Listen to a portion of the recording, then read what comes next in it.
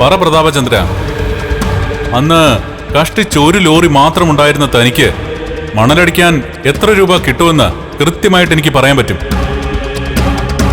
അതിനു മുമ്പ് ഒരിക്കൽ പോലും അത്രയും വലിയൊരു തുക തന്റെ അക്കൗണ്ടിലേക്ക് വന്നിട്ടില്ല. അതിന്റെ 10% പോലും വന്നിട്ടില്ല.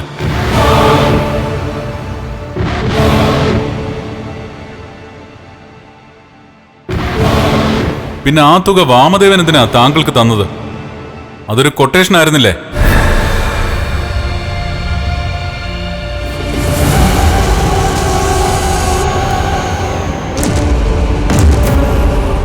അതെ, കൊട്ടേഷൻ ആയിരുന്നു.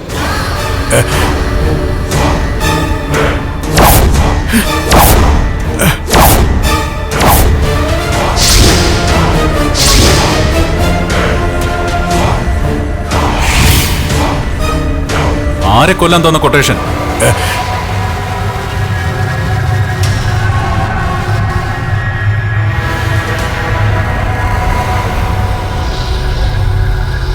വിശ്വനാഥനെ തന്നെ.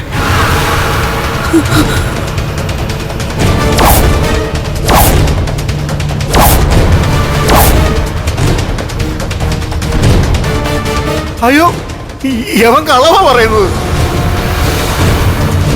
ഞാൻ സ്വപ്നത്തിൽ പോലും കരുതാത്ത കാര്യമാണ് യവൻ പറയുന്നത്. ഒറ്റ ലോറിയുമായിട്ട് അധികം പണിയൊന്നുമില്ലാതെ ബുദ്ധിമുട്ടുന്നൊരു സമയത്തായിരുന്നു അത്. അന്നാ ഇയാൾ വലിയൊരു തുക എനിക്ക് തരാമെന്ന് പറഞ്ഞ് എന്റെ അരികിലേക്ക് വന്നത്.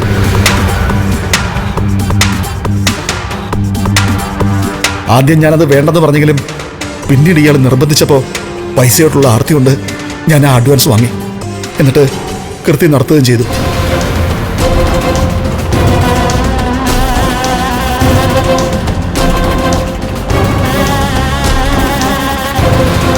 സാഹചര്യ തെളിവുകൾ മുഴുവനും തനിക്കെതിരാണല്ലോ. പിന്നെ എന്തിന്റെ പേരില കോടതിയെ താൻ തെറ്റിദ്ധരിപ്പിക്കാൻ ശ്രമിക്കുന്നത് വാമദേവ?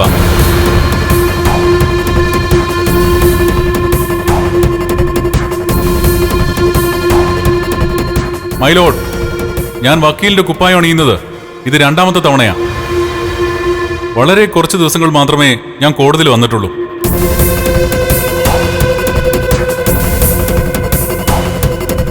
ഈ കേസുമായി എനിക്കൊരു സ്പെഷ്യൽ ഇൻട്രസ്റ്റ് ഉണ്ടായതുകൊണ്ട് ഞാൻ ബന്ധപ്പെട്ടവരെ വിവരം ധരിപ്പിച്ചിട്ട് ഈ കേസ് ഏറ്റെടുത്തത്. അന്ന് വിശ്വനാഥൻ എന്ന സ്നേഹനിധിയായ അച്ഛനൊപ്പം ബുള്ളറ്റിന്റെ പിന്നിലിരുന്ന് സഞ്ചരിച്ച വിശ്വനാഥന്റെ മകനാണ് കണ്ണൻ വിശ്വനാഥൻ എന്ന ഞാൻ. എന്റെ അച്ഛന്റെ മരണശേഷം ഏറെ മാസങ്ങൾ ബോധരഹിതനായി ഞാൻ ഹോസ്പിറ്റലായിരുന്നു. ആ സമയത്ത് ഇപ്പോഴെന്റെ കൂടെയുള്ള പ്രിയ സുഹൃത്ത് അനന്ത് പറഞ്ഞ് ഞാൻ കേട്ടിട്ടുണ്ട്, അന്ന് എന്റെ അച്ഛന്റെ ബോഡിക്കരികിൽ നിന്ന് ഏറ്റവും കൂടുതൽ വിതുമ്പിയത്, കരഞ്ഞത് ഈ നിൽക്കുന്ന വാമദേവനാണെന്ന്. യുവർ ഓണർ, ഇയാൾ ശരിക്കും ഇയാളുടെ പെങ്ങളെ എന്റെ 2ാനമ്മയാക്കിയത് എന്റെ അച്ഛന്റെ ബിസിനസ് കണ്ടിട്ട് തന്നെയാ.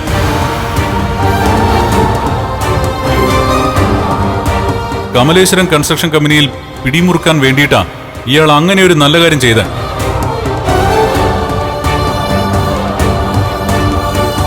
അച്ഛന്റെ മരണശേഷം ഇയാൾ തന്നെയാണ് കമ്പനി നോക്കി നടത്തിയിരുന്നത്.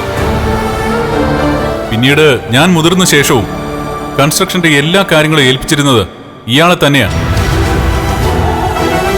അച്ഛൻ ഇയാളെ സംശയിച്ച പോലെ തന്നെ ഞാനും പലവട്ടം ഇയാളുടെ കള്ളത്തരങ്ങൾ അറിഞ്ഞിട്ടുണ്ട്. എന്നിട്ടും എന്റെ 2ാനമ്മയുടെ ആങ്ങളെയാണല്ലോ എന്ന് കരുതി ഞാൻ പലപ്പോഴും കണ്ണടക്കിയായിരുന്നു. എന്നിട്ടും തീർന്നില്ല. പണത്തോടുള്ള ആർത്തി മൂത്ത് വാമദേവനും ഈ നിൽക്കുന്ന പ്രതാപനും പല തവണ എന്നെയും എന്റെ ഭാര്യയും വകവരുത്താൻ ശ്രമിച്ചു.